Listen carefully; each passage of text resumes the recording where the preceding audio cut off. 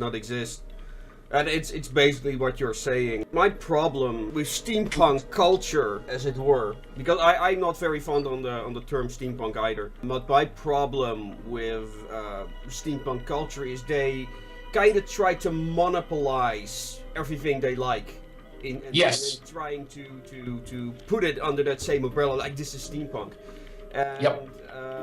That's one problem I have, and the other side of that is that, for example, Wild Wild West, the movie. I don't call that movie steampunk. I call that movie something that inspired steampunk. Sure. And Yeah. and then people go, oh well, of course that movie is steampunk because it has all those things we like. And I say and that's my problem right there. Just because it has something you like, you. So. Yeah.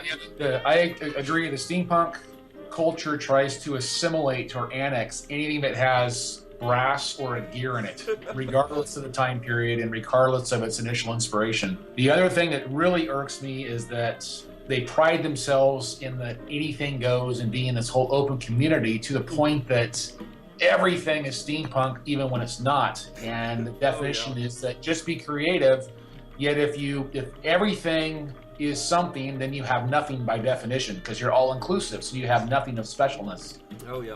Nothing that's unique, and then when you try to correct that and say no, if you have to have boundaries, you have to have rules, you have to have very specific definitions if you're going to have something that's truly unique, and they get all flustered and upset about that, and that's just idiocy in my mind. Yeah, well, I totally agree with you. On one end, I really enjoy it, but along all that inclusiveness, they also try to put everything in a subcategory.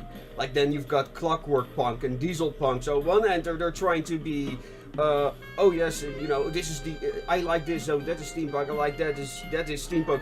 Oh well, I like it, but it isn't. It doesn't conform to what I like enough. So that's clock punk or that's diesel punk or. I still want to have Eric Fisk on. He does the Fedora Chronicles to have a in-depth discussion about, okay, what, apart from the, we're inspired more by the 20s, how does it fundamentally differ from steampunk? That's the question I keep asking people and I never get a response. Like, what makes diesel punk or clock punk fundamentally different from steampunk? And I never get a satisfying answer to that.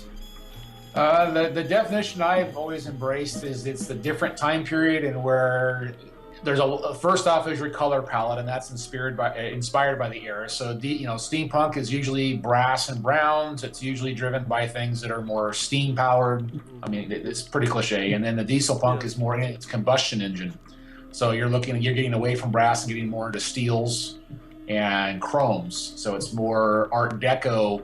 It has its roots in Art Deco, where steampunk has more of its roots in the Victorian time. So it's a different backbone. It's a different source of inspiration. So the color schemes are different, the fabrics are different, and the transportation modalities are different, and the clothing is different. So I think there's a pretty good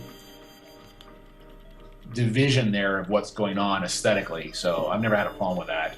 I actually prefer diesel punk. It's I like the clean lines that are inspired by Art Deco.